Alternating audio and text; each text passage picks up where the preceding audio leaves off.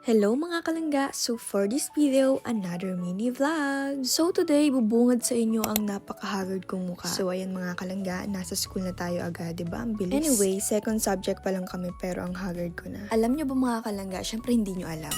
Kapag nasa school ako, gusto ko na agad umuwi. Bigla akong namimiss yung bahay kapag nasa school ako. Diyan naman nga po, nakaisip kami ng content pero hindi namin na perfect. Yung content na always check your friends. Kaya ayun, wala kaming nabuo na content. Pauwi na kami mga kalangga sa bahay kasi nga po, wala naman kaming ibang tatambayan dito sa diet. Kaya naman, uwi muna kami. Kasi nga, napakahaba po ng aming vacant. Syempre, hindi nyo alam. Kami kasi yun eh. Char. Fast forward, o diba ang bilis, nasa bahay na kami agad.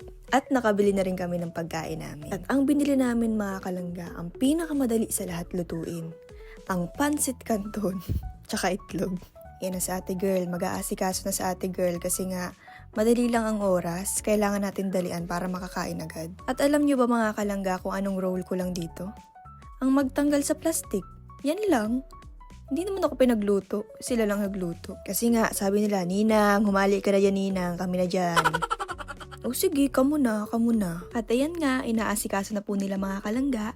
Kasi nga, mabilis lang po talaga ang oras. Kaya talagang ginugugol namin papabilis. Join force yan. Kala mo naman ang hirap lutuin ng pansit canton at itlog.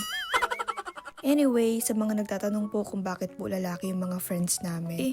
Babae naman yung si Kati mga kalangga. Kahit balik-balik na rin naman ang mundo, babae pa rin yung si Kati. Pero ito seryoso mga kalangga. Bakit daw po karamihan lalaki yung friends namin? Sa kanila kasi namin na feel yung walang inggitan, walang plastikan, yung palaging nagtutulungan lang sa lahat ng bagay. Tsaka sa mga nag-iisip ng kung ano-ano, isip nyo lang po yun. Fast forward mga kalangga, bali pauwi na rin po kami. Kasi nga po, nagpalong-quiz lang po yung teacher namin. Tapos sa panghuling subject naman po, hindi na nagklase si ma'am kasi nga po, maingay. Pinning ceremony po kasi ngayon ng mga nursing, kaya naman pinauwi na kami agad.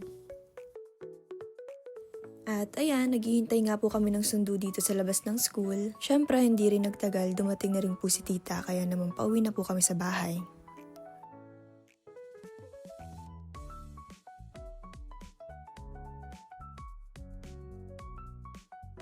Fast forward mga kalangga, nasa bahay na po kami at yun nga po, last episode na po ng pinapanood namin. Kaya naman excited na talaga ako. Kaya hanggang dito muna po mga kalangga ang aking mini vlog. Thank you for watching. Bye!